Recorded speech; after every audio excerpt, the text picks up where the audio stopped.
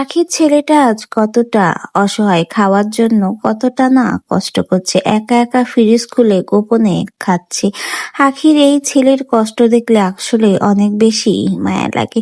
Social মিডিয়াতে আখির ছেলে আয়াসের সুন্দর একটা মুহূর্তের ভিডিও প্রকাশিত হয়েছে। আয়াস বাবু যে কতটা দুষ্টু হয়েছে সেটাই এই ভিডিওর মাধ্যমে এবার প্রকাশ পেল। আখির ছেলে আয়াস দেখতে দেখতে কিন্তু বেশ বড় হয়ে গেছে।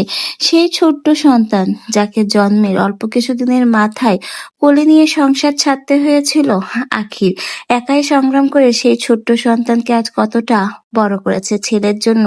আখির এত সংগ্রাম, এত কষ্ট, এত পরিশ্রম দেখতে দেখতে সেই আয়েশ বাবু আজকে কতটা বড় হয়ে গেল। এখন নিজে নিজেই সবকিছু করতে পারে। বলতে গেলে বড় হওয়ার সাথে সাথে আয়ুষবাবু কিন্তু অনেক বেশি দুষ্টুও হয়ে গেছে। সকলের চোখ ফাঁকি দিয়ে একা ফ্রিজ খুলে আলু ভাজি খুলে খাচ্ছে। আর সেই মুহূর্তের ভিডিও কিন্তু সোশ্যাল মিডিয়াতে শেয়ার করতে ভুলেনি আখি। বলতে গেলে আখি তার ছেলের ছোট ছোট সুন্দর মুহূর্তগুলো সবসময় সোশ্যাল মিডিয়াতে আখির প্রিয় মানুষ, ভালোবাসার মানুষ, তার শুভাকাঙ্ক্ষীদের উদ্দেশ্যে শেয়ার করে। আয়ুষবাবু কতটা দুষ্ট হয়েছে দেখলেই কিন্তু বোঝা যায়, সাথে কিন্তু অনেক বেশি কিউট হয়েছে। সকলেই আয়েশবাবুকে দেখে মাশাআল্লাহ বলবেন এবং আয়েশের জন্য দোয়া রাখবেন। আয়েশ যেন বড় হয়ে মানুষের মতো মানুষ হতে পারে, সৎ চরিত্রের একজন ভালো মানুষ হতে পারে। কারণ চরিত্র মানুষের জীবনে সবচেয়ে বেশি মূল্যবান।